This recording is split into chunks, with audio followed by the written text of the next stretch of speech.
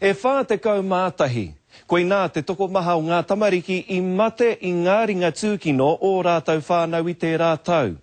Ki te āta tātari hia te rāta tauranga, mo ia rā e rua te kau mātoru, ko tahi te tamaiti ka noho te papa, te utu. Kāti I roto o whāngarei te rā te hi tamaiti I tata mate I te mahi tūkino. Hei whakatūpato, mō riha ana e tehi o ngā whakāhua e whai ake nei.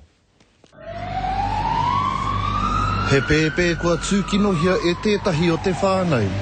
I takai a Lance Terwhi Corkery e toru te kaumā iwa te pakeke, tanata māhine whakaani e rua nā wā.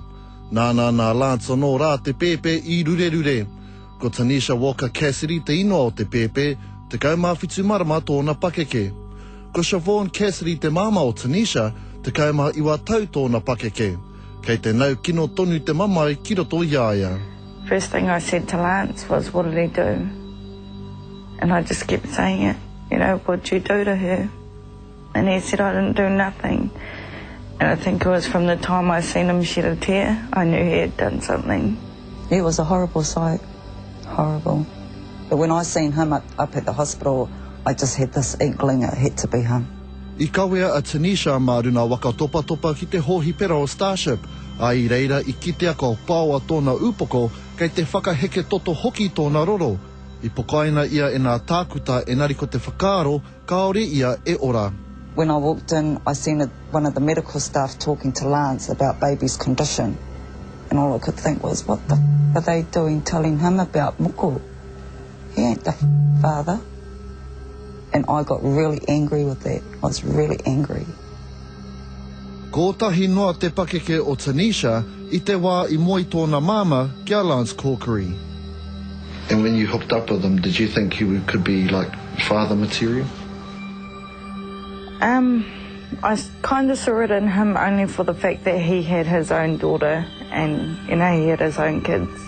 So he did have that slight bit of father material in him. But for Tanishar, no. E ai kia Siobhan ko te pāpā ake o Tanishar ara a Zane Walker, he tanata patu wahine, nāna Siobhan I patu iaia e hapuana kia Tanishar. Well, before it started getting physical, it was mental abuse. Like, you know, he used to go to work, come back and accuse me of things that, like, I was cheating on him and, you know, just real bizarre things, and it led to physical abuse and emotional abuse, so it got harder, but because I loved him, I put up with it.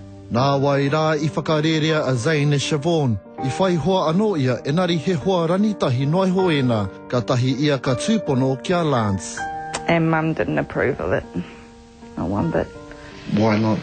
Just the fact that moko had these men in her lives and, you know, mentally confusing. Dad. And I didn't like that. I had many discussions with Lance that I was unhappy, but I don't know, he had this way about him.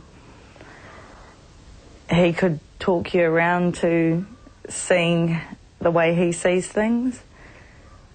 So I kind of just put up with it, but I had steps in place to leave him.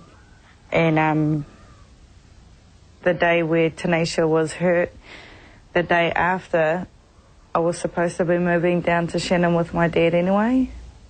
Engari I runa kea Tanishar I tētahi mihini whakaora, a I te wā I rono te whānau mō tēnā, ka tahi ka pupu ake te riri. Everyone else was packing toothbrushes in a nightie, and I wanted a gun.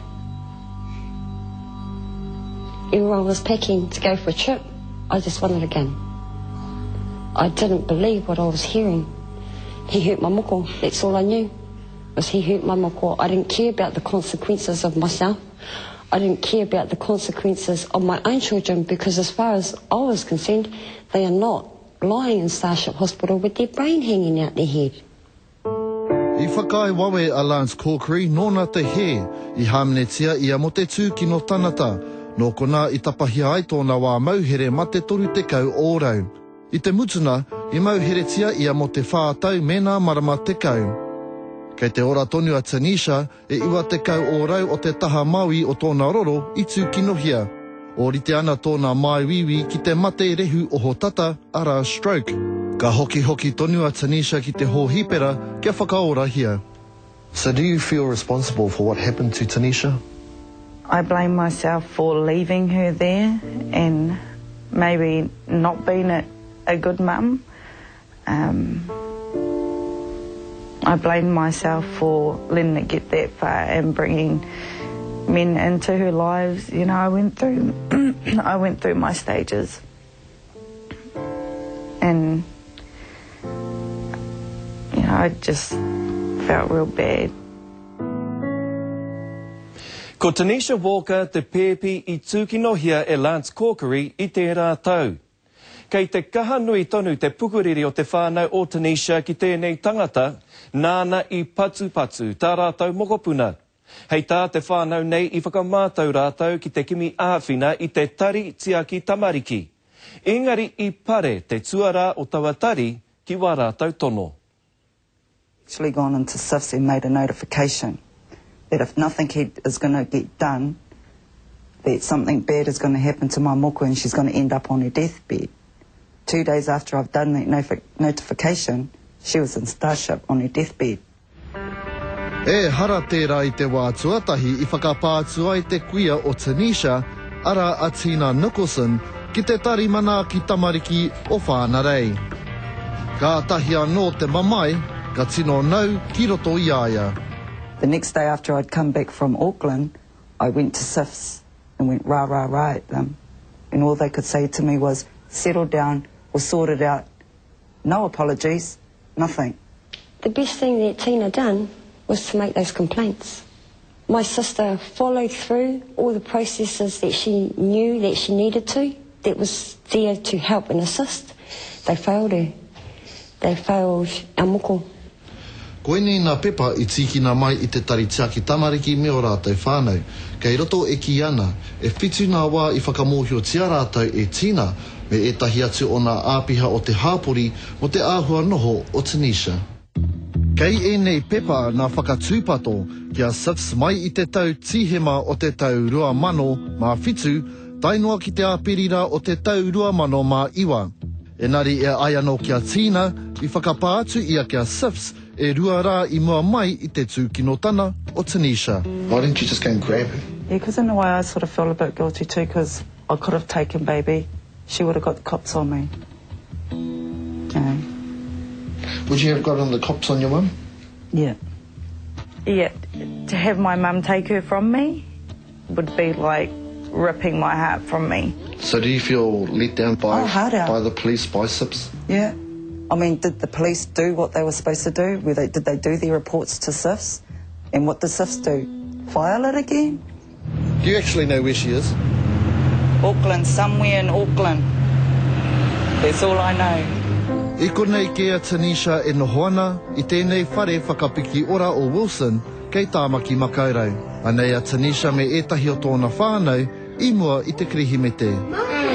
A ture nei kaore he mana kai tiaki o te whānau o Tanishar ki aia. Kua riro kē tērā mana ki te tarimana ki tamariki. Kaore te whakai tiaki a tūtaki a Siobhan ki tana kōtiro me nā kāre he āpiha I reira. She should never have been released without our knowledge. There was a hui that was supposed to have been called, so we knew what sort of respite care that this child needed and what other cares would she be needing, and it wasn't done.